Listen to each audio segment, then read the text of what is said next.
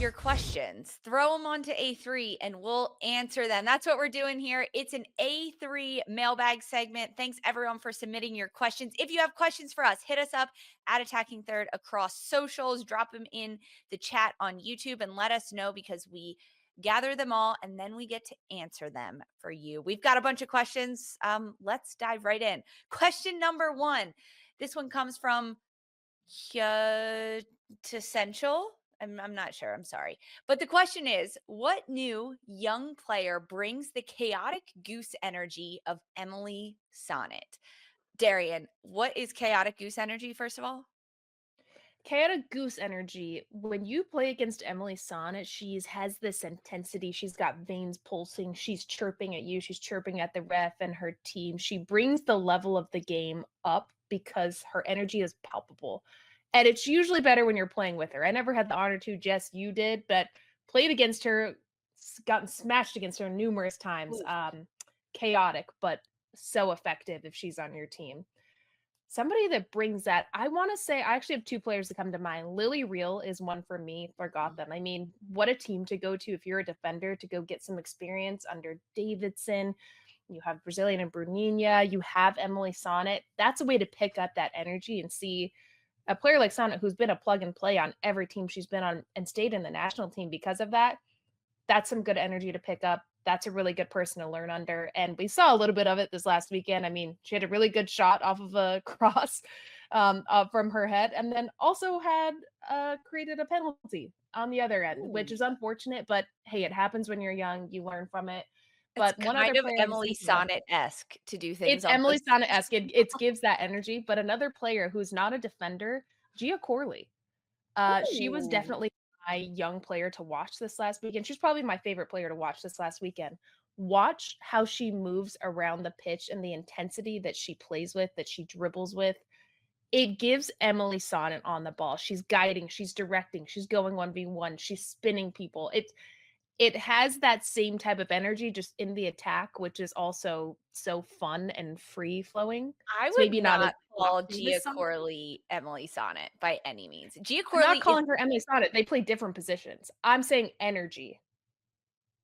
Yeah, I don't think so. Gia Corley is so intentional in her movements that she's doing. Have you And seen Sonnet play? Sonnet is too. Emily Sonnet is Sonnet's like just like all over the veins place. pulsing. Jess is agreeing with me. I gotta go with D on this one.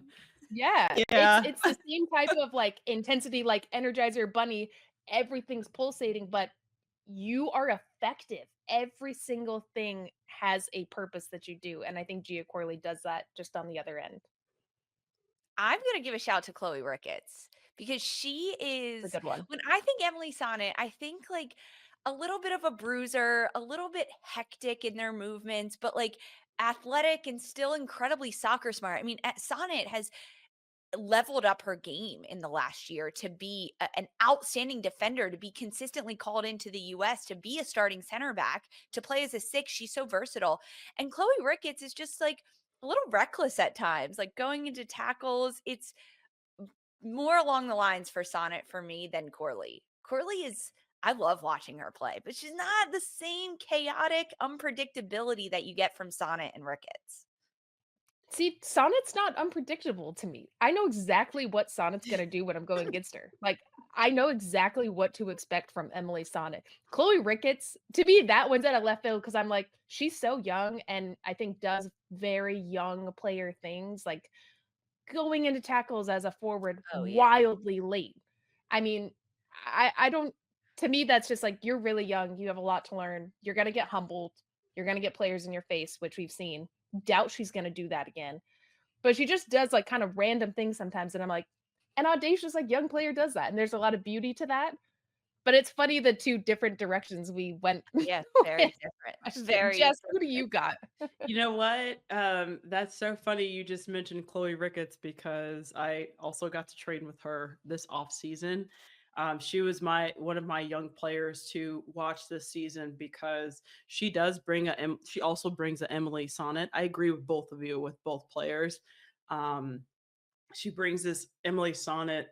energy just because of her reckless tackles. Emily Sonnet does reckless tackles all the time. And even as a center back, she is very audacious. Everything is just so risky and all over the place. And I think Ricketts, she's brought this electrifying type of play into her game, especially going into this season. I saw it a lot this offseason, but going into it, the late tackles, I think that she has been very comfortable in the final third, even with the ball at her feet. You know, she's got the skill. She could play in small pockets of space. So she's brought the energy this offseason, but you know, I could see the transition going into the season as well. So she was actually one of my players as well.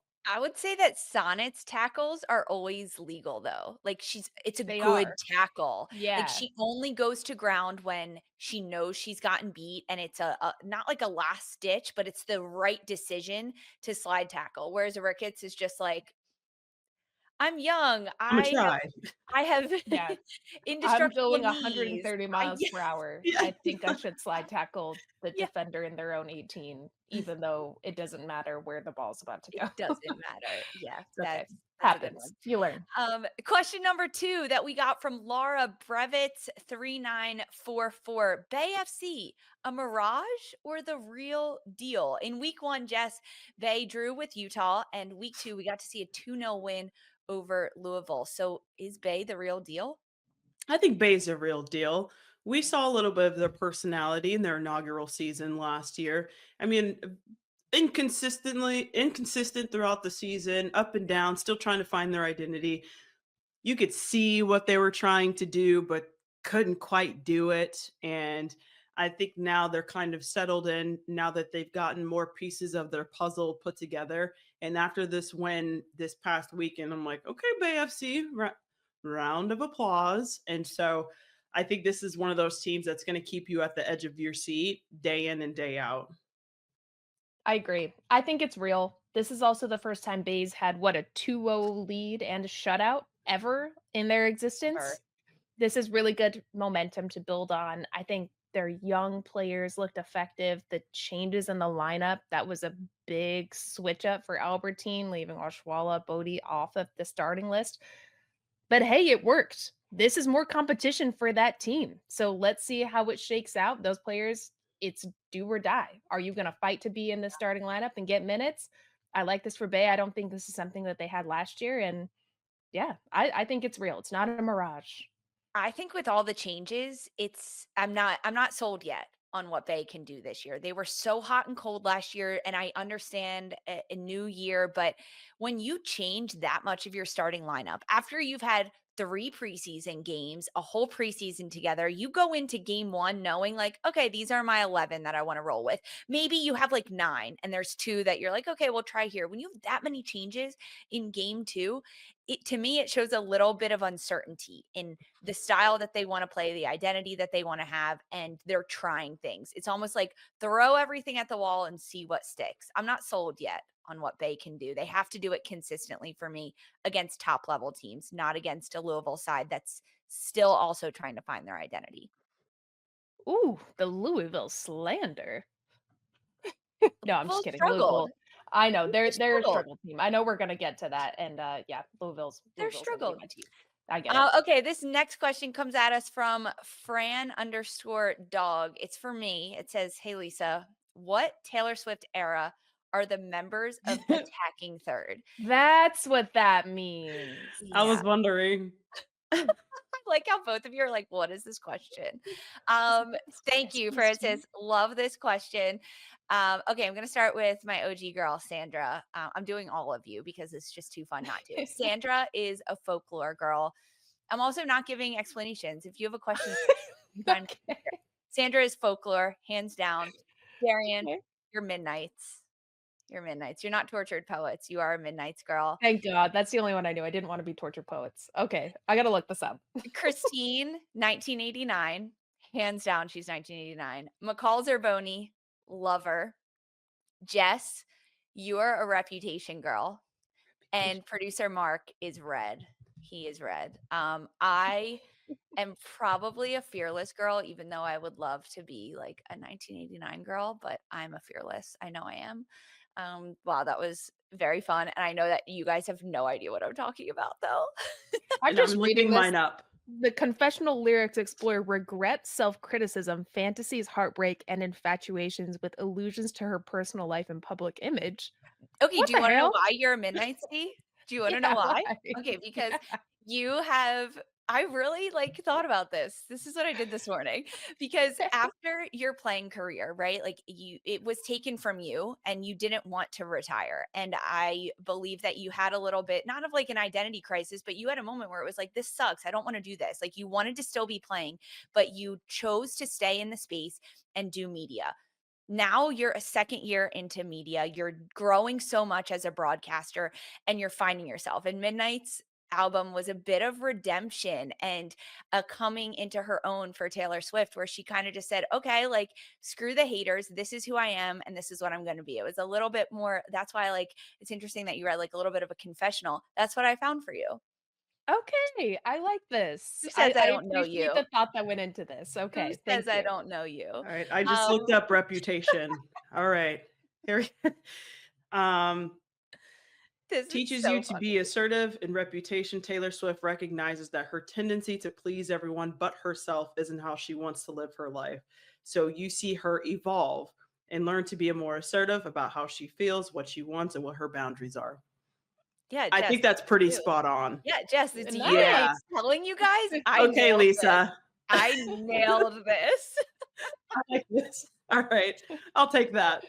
Okay, we're moving on from Taylor Swift because I just have too much fun here if we keep doing this. Okay, question number 4. We're already at. Wow. Cade Braham. I love this handle. We always get questions from this person.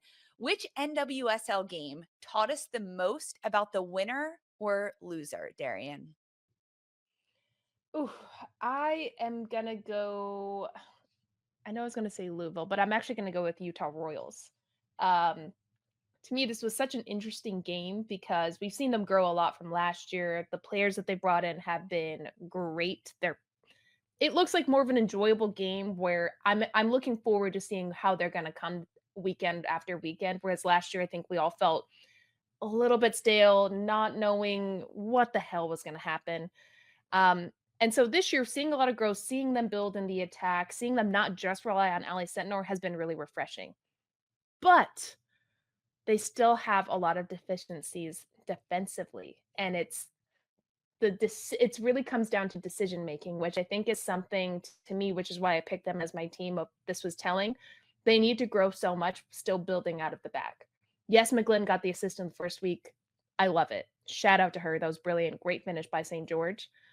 But there's a maturity that's missing from this team that we still need in the NWSL. You can't concede 3 goals. You can't concede a goal like that, dropping points when you could have had a tie. You honestly could have had a win because it changed the momentum of the game when that happened. So for Utah Royals, I'm really looking forward to seeing what's going to change, how they're going to tighten up in the back line a little bit more, and then keep building in the attack because this is a really competitive team. And I think they're going to be in that middle tier playoff mark as the season goes on. I I like like that that shout too. choice. Yeah, Yeah. that's a good one for Utah because it's Thanks, also guys.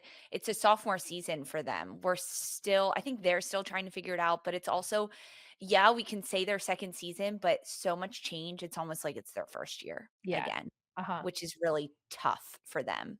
But growth, there's so much room for Utah to grow in their positions and their players. What about you, Jess? Winners or losers that taught you something about them? Well, I hate to throw this program under the bus. I think if I was still playing, I wouldn't hate throwing this team under the bus. They've always been so good since day one up until this point. But Chicago Stars, Mm. I just no identity. It's boring soccer to watch. Who's going to score their goals? Who's going to take responsibility in the back? You have one of the best goalkeepers in the world, which might be her last season playing professionally. And this is not how I want Alyssa Nayer's career to end, my lord. So hopefully Lauren Donaldson has something in his back pocket for this team, make some trades or bring in some more players. I see we mentioned it earlier in the chat that all these teams have so many international spots. Like, where are they getting them all? Chicago Stars, can y'all get those? Something. Yeah. And there's just so much room to grow for this team in every position, just everywhere, all over the What could they board. do? What could they do right now without bringing in anyone different to change their style and to take a step forward, Jess? You know what? First and foremost, in their first game, they sat back, but they looked wrecked. My fiance, he knows a little bit about soccer, and he's watching these games with me because obviously I'm working, and so he's just like it was like the 25th minute of the game. He's like, Chicago Stars look tired. I'm like, they look tired. So fitness is one. How high intensity are their training sessions? Are they being challenged? And let's create an identity. What are we going to do every game? Where are pockets of our pressure pockets going to be? It's all about the organization and getting in shape. They just look wrecked, in these first two games, which they shouldn't be. And so with that being said, it's got to be an identity. They need something to work for. And I think Lauren Donaldson needs to create that type of environment, because once you have an identity for your team and everyone's on board, it's hard to beat that. But Mhm. it's just all over the place. So I can go on and on, but the organization, pressure pockets, what is their game plan going Yeah. forward? Because it's just honestly all over the place. So I think I honestly they need to I start from scratch. I agree. I think all of those things, to me, what really came down to watching Chicago this year is it's all mental fatigue. When you don't know any of those things I just listed, you go into a game already tired because no one's on the same page. It's like playing with a bunch of new people when they actually have a really good roster. They have Mhm. talent on their team. But I've said this before, I'll say it again, be like San Diego year 1 and just bomb it forward, flick it on, get on the end of it, be effective, at least make teams respect you and have to sit back so that it sucks to play you. It sucks to play in teams like that. And I think we lost to San Diego 3 times that year because that is how they played. And then when you finally get going forward, you're exhausted. That would at least benefit Chicago in some way. It gives your players knowing, hey, at least we're going to do this. We know that this is the game plan. We know where we're supposed to be as soon as this ball goes here. Then there's some sort of structure to build from. But to be in between a bunch of different styles, it's 100%. exhausting. Coaches always want to play beautiful soccer, and right, They're Lauren not wants to there. do that. Donaldson wants to do that, right? He wants to keep possession of the ball. He wants to, but if you don't have the ability to do that, play to win, play to Exactly. entertain and be chaotic, just a little bit like Canada. Send it forward, Make the rely on game set difficult. pieces, force teams to sit back or have to turn and run at their own goal. But that plays into what Jess says, a little bit more fitness. They're going to have to be able to run and be bruisers, and you almost have to lean into that other side of it. You make a very good point, Darian. It's almost like they don't know themselves the identity that Chicago is right now as individuals and as players. It'll be very difficult to watch them this year if they don't start to make changes and steps forward. I want to, just to answer this question, I want to shout out Washington and Kansas City in this game that I got to see, because, and specifically Kansas City, because on the outside, when you just look at them on paper, they seem like a team that is impossible to beat or impossible to stop from scoring. Washington did that in the first half. They did a really good job of switching up the formation. They played three in the back. They had four across the midfield at five at times, and then just a few going forward. And they didn't give space in behind to Shawinga. And that's Kansas City's game, transition. If you don't allow a team to transition, they can't score on you. And it took Kansas City until the second half to really open up Washington and develop that. So if you're a team going against the current, I'm looking at that Washington first 30 minutes, because it was all spirit. They controlled it. Now I think the crowd being a sellout at Audi Field does help and play into Washington's favor, but Kansas City can be mitigated. And there can be ways to slow them down and force them to adjust their game plan. However, I also now think Kansas City's going to be ready for it after this game, right? Like, you learn on both sides of Yeah. the coin. Guys, I love these A3 mailbags. You all have so many questions for us. So let us know. You can email us now. We've got an email address. It is attackingthirder, ATTACKINGTHIRDER @gmail.com. Email us your questions. We have one last one, though. It comes from Deanna Ray, 44. Can you come and tailgate with us in San Diego? Absolutely. Yes. I would love nothing more. Please. Yes. I'll bring the Please. drinks. I'll bring the drinks and the Ooh. music. Sorry, there won't be Taylor Swift on it, but we'll be there. Just one midnight song. Come on. That's One your we'll do one from each. Yes, obviously we'll come tailgate. That's the plan this year. Let us know if you want us to come tailgate in your city, see your stadium, be with you, do a live show. That could be fun, Jess. A little A3 on the ground at a tailgate. I'm here for it. Jess can I'll have have her own my- tailgate with all of her kids. Amen to that. She's gonna have her Me, own my little setup. trio tribe. Yeah. Gosh, I love it. Yeah, bring the whole fam. Everyone, bring the whole Absolutely. fam.